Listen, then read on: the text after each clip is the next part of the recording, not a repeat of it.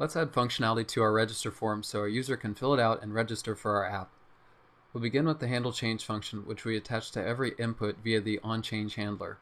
We're going to pass through the event object, and using the data on this object, whenever there's a change event, we're going to set the state. And we want to set properties within state that correspond to these name attributes that we set for each of the inputs. So to get the name of a given input that a user is typing in, we'll do it with event.target.name, and the value that the user has typed into a given input we'll access with event.target.value. And within state, we want properties that correspond to each of the values that we set to the name property. So it'll be username, email, password, and password confirmation. We'll set those all to an empty string, and back in our app, we can right-click and hit Inspect to open our console. You can alternatively hit Option, Command, and J or I. We'll hit the arrow up at the top and go to our React DevTools. We'll then search for our register component. Now we can see the state object with all the properties that we put in there. If we type into each one of these inputs, we should see the corresponding property in state updated. Now we want to make it so a user can hit submit when they filled out all the fields and actually register themselves. We'll first touch on an optional step that we can perform. We can destructure all of the values from the state object and pass them down to our individual inputs. We'll grab the username, email, password, and password confirmation from state using object destructuring, and we'll pass each of those to their respective input via the value prop.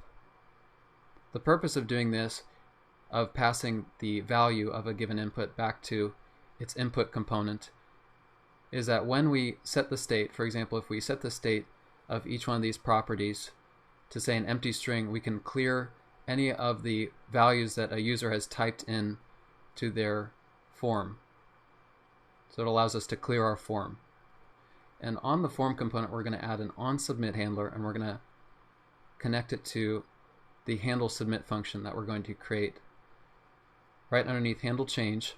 It'll also take the event, and we're going to call a method on the event that we're getting called prevent default to prevent the default action of sending a form, which is to reload the page. And now we want to import Firebase from our Firebase file. Includes all of our configuration and the imported packages, the subdependencies. And in particular, we're going to want to grab and use the Firebase/auth dependency. So we're going to get Firebase from 2 levels up. So now we can use it within handle submit. We're going to first call the auth method to make use of all the authorization tools, and then we're going to call create user with email and password. And to this, all we need to do to register a user is to pass in the value that a user supplied for the email input and the password input from state, this.state.email and this.state.password. And since this is a promise, we can, within a then statement, we can get back the user that's created by Firebase. And for now, we'll just log that as created user. And after the then, we'll catch any errors with this catch statement. We'll pass through any errors to a simple console.error. So we'll save that, head to our console from our dev tools, and we'll sign up or register with a user, provide a username, email, password, and password confirmation. And when we hit submit, we see in the console that we're getting an error. We're getting a 400 error, and in particular we're getting a message that tells us that the given sign-in provider is disabled and that we need to enable it within the Firebase console. So we're trying to sign in using the sign-in provider. To enable it, we need to go to the Authentication tab within our Firebase console and click on this button, Set Up Sign-In Method. And up here, next to the email and password provider, we click on the pencil icon, and we'll hit enable for this to enable signups with email and password. Now we can see the status for it is enabled. We can head back to our app and try submitting this form one more time to register our first user. And it looks like it's successful. We get an object back with a number of properties, additional user info, credential, operation type.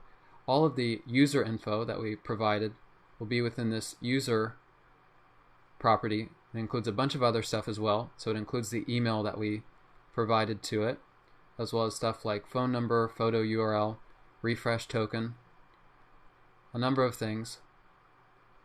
We'll be making use of a number of these properties in later sections and updating them for a given user. And if we take a look at